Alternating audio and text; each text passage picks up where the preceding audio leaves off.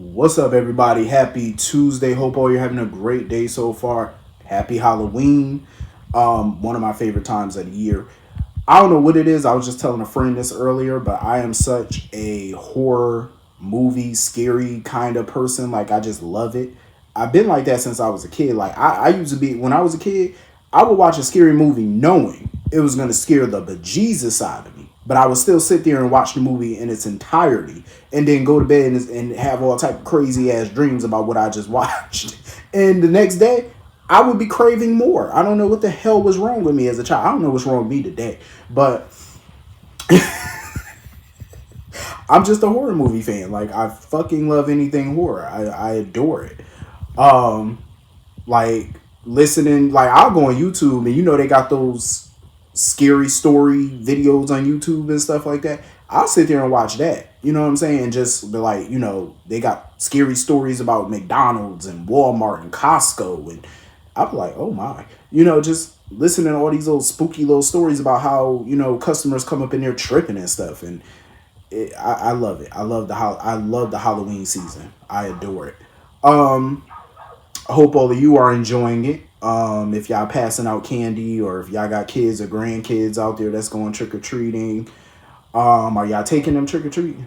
Because the world a little crazy nowadays. We still check the candy and stuff like that. I don't play that nonsense.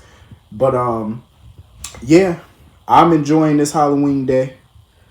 But getting into this episode of GH, Trina is giving Esme and Cyrus too much power in her mind. Like, she's dreaming about them. Like, she's dreaming about Cyrus taking her hostage and Spencer not giving a damn, not trying to help her. Basically telling her, oh, well, Esme will basically replace you. She's giving this way too much thought and too much power to the two of them. I'm all for being cautious, and I'm all for, keeping an eye on the both of them because they slick and dangerous. I don't blame Trina for feeling that way, but I would never let them consume my life. And that's what she needs to stop letting them do. Stop letting them consume her every thought, her dreams, her life. Like, you know what I mean? Stop it. Keep an eye on them, but damn, stop thinking about them so much. You know what I'm saying? It's like, it's just, be real. Spencer ain't thinking about that damn girl. He don't want that. He don't want that heifer. And he damn sure not about to let Cyrus do nothing to her. I mean, come on. This man was going through leaps and bounds, jumping through every hoop to make sure Victor didn't do anything to her. You really think he gonna sit back and let Cyrus do something? Please. That man went and did what the hell he had to do. He was willing to throw himself to the wolves to save Trina. And I believe he would do it again. You know what I'm saying? Spencer has proven his love to that girl over and over again. And I was so happy watching them at Kelly's and stuff, putting up the decorations and whatnot. And for Spencer to just think about his time in Pentonville, and he just realized, like, he the luckiest man on earth to be with her. You know what I'm saying? Like, the way he looks at Trina, the way he smiles at her, the way he lights up when he's around her, that's a man that loves him some her. You know what I'm saying? He ain't think about Esme little ass. He not thinking about her. Been there, done that. He already had that. He don't want that no more. He wants something stable, somebody that keep him grounded. You know what I mean? Somebody to knock some sense into his head when he need it, and that's Trina. So Trina need to focus on that and stop thinking about Esme and them. Like, Spencer ain't going nowhere. Esme can't take him from you. You know what I'm saying? It ain't gonna happen. So speaking of Cyrus,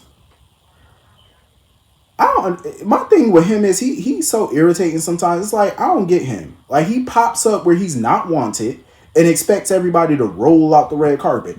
Like, sir, keep your big nugget head ass out of people's homes and galleries and stop trying to play the victim. Go sit down somewhere, nugget head. These people don't want to see you. You know what I'm saying? You popping up at the gallery. Listen, Ava don't want to see you. If she had a dog, her dog wouldn't want to see you. Go on somewhere, sir. Trina don't want to see you. Portia don't want to see you. Your sister don't want to see you. Hell, your mama don't want to see you. She get a hummingbird cake every year just so she don't have to see you. That's her payment for not seeing you. Like, get the hint. People don't want to see you, sir. Like, stop popping your ass up at people's doors. Stop. Just popping up at people's doors and, oh, I want to visit with my family and see little Ace. Little Ace don't want to see you, and that boy is a toddler. He don't want to see you. Please. He look at you, he might cry. He don't want to see you. sitting there trying to play the victim and stuff like that. Oh, people treat me so bad. What have you done to be treated nice? Like, then trying to compare himself to Spencer when Spencer got out. Oh, people gave you a second chance. Sir, of course people gave him a second chance. Of course people gave Spencer a second chance because Spencer didn't do most of the shit that he didn't do really any of the shit that Cyrus has done. He not sitting here holding people hostage. Yeah, Spencer did stupid stuff, illegal stuff, but he's not on the scale of a Cyrus. So naturally, people are going to give him second chances and stuff like that. Spencer's nothing like Cyrus, so you can't compare the two. That's like apples and oranges. Um, and I don't blame Laura for pretty much putting the smack down on him too and letting him know, like, listen, I don't buy your bullshit. And if you want to be around me and my family or be in my home, you need to announce yourself. Like, you need to call before you pop up at my door. I don't blame Laura for setting some ground rules on him. You know what I'm saying? Because she don't trust him at all, nor should she. He's not somebody to trust. And I'm glad Sonny got people keeping tabs on Cyrus. That's smart of Sonny. You know what I mean? I don't blame Sonny for telling Laura like it is too. Like, if Cyrus makes a move, any type of power play or any type of move, Sonny gonna step in. I don't blame Sonny for that because I would too. Shit, I'll step in right now even if he hasn't made a move. I'll step in and eliminate him. Quick, fast, and in a hurry. But I always do love Sonny and Laura scenes though, because I do love how Sonny looks out for Spencer and stuff like that and try to be a paternal figure. Try to guide him, give him some, advice and kick him in the ass when he needs it. Because Lord knows Sonny is one of them people to get in Spencer's behind too when he need it, which is a good thing. I just wish that if Ava not gonna tell Laura, I wish Sonny would tell Laura, because Laura's sitting there talking about she don't know why Nicholas, left town or why he's keeping out of town or whatever. I wish Sonny would just break it down and tell her what he did. You know what I'm saying? The fact that he threatened Sonny and Ava's child, he threatened to take her. And I wish that, Laura would just accept the fact that her son is a piece of shit. Like, I know it's hard, to hear that your son is trash, but your son is trash. Like, we ain't gonna sugarcoat it over here. He's garbage. He's garbage. Okay? She needs to come to that realization. I know it's hard. It's a hard pill to swallow as a parent, but she needs to swallow that pill. So anyway, moving on from that. I wonder what's going on with Mr. Adam, this boy, Maurice Bernard, real life son. I wonder what's going on with him. Now I know he got a little puppy dog crush on Jocelyn or whatever, but what's his home story? Because I just feel like his parents, there's a backstory with that. You know what I'm saying? Then he talking about he ain't got no Halloween plans. I'm like, he ain't got no friends. Like, he a loner. He's coming off like a loner.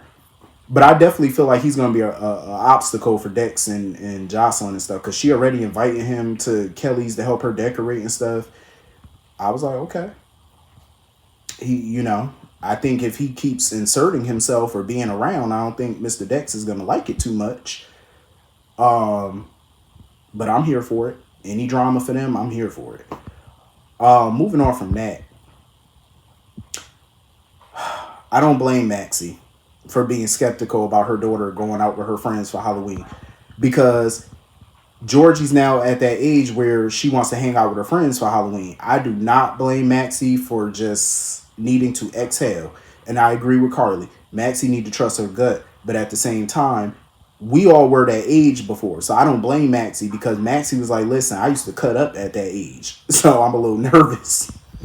Because remember, our parents always used to tell us that they could not wait and hope to God that they're here to see the hell that our kids put us through. Well, I don't got kids, but you know what I mean. That our kids put us through, the hell that we put them through. You know what I'm saying? It does come kind of back on you a little bit. It does. Because I noticed that my niece, she's only like 6 years old. She uses phrases and stuff to like tick me off that I used to use with my mother back in the day to piss her off.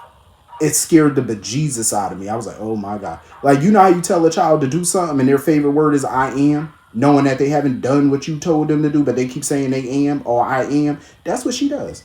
It pisses me off. And now I tell my mother all the time, I say, I see why I used to whoop my ass back in the day when I did that. It comes back on you when you have kids or nieces and nephews and they remind you of your childhood and how reckless you used to be. Like, my goodness. Um, I don't blame Maxie for being nervous because I would be too. Um, Valentine was in the same boat too. Valentine was in the same situation because little Charlotte talking about, oh, I want to go hang out with my friends. I want to go trick or treat with them and not with you. I don't blame Valentine on this one because listen, little girl, you are being accused of arson and vandalism. I'm not letting your little creepy ass out of my sight. You out here messing with voodoo, witchcraft. You ain't going with your friends. I don't trust you. I don't trust you. You're not going. You know, but he kind of caved a little bit. He was like, all right, I'm going to trust you. You could go. But you got to go see Kevin, though. You got to go talk to Dr. Collins. And, of course, she over there eavesdropping on his conversation with Laura and stuff like that. I'm like, yeah, little girl, you can eavesdrop all you want, but it don't change the fact that we don't trust you around here. Not until we get definitive proof that you didn't do these things. And we find out what's going on in that little noggin of yours. Other than that, I don't trust your little ass. So no, access denied. I would have told her, no, I'm sorry, you can't go. Because you ain't getting out of my sight. I don't trust you, little lady. I'm just saying, I don't trust you. Who knows what shenanigans you might get up to. So anyway, moving on from that. I am so freaking happy that Anna is going to sublet Maxie's apartment because I love that apartment. Like, I love that apartment. That apartment has been around for what, 15 years? I love that apartment. And I was so sad kind of when Maxie moved out. I understand, you got to grow as a person, and especially when you got kids now, you need a bigger space.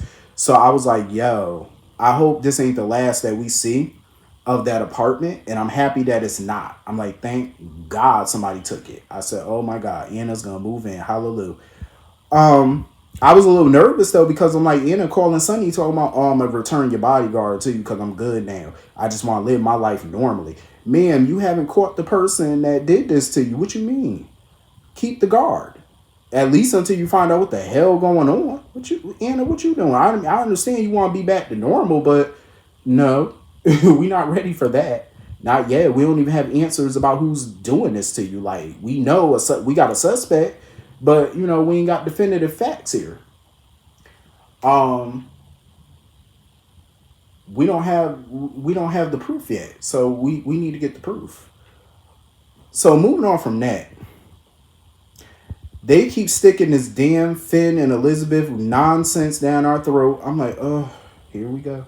The only part about this I love was that at least they went apple picking, to get the apples for little Aiden's apple pie. I said, well, good. And she went back to painting and stuff. I really do wish that Elizabeth took up painting more. You know what I'm saying? I understand she's busy between the kids and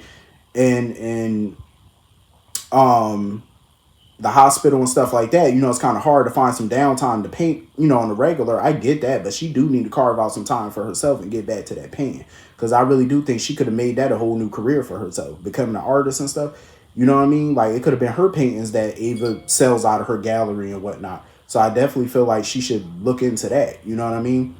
And I was curious too. I'm like, so her gram is still babysitting the kids? I'm like, why Jake couldn't just stay home and watch Aiden, or at least Jake stay home by himself? Ain't he old enough to stay home alone? Or at least babysit his brother?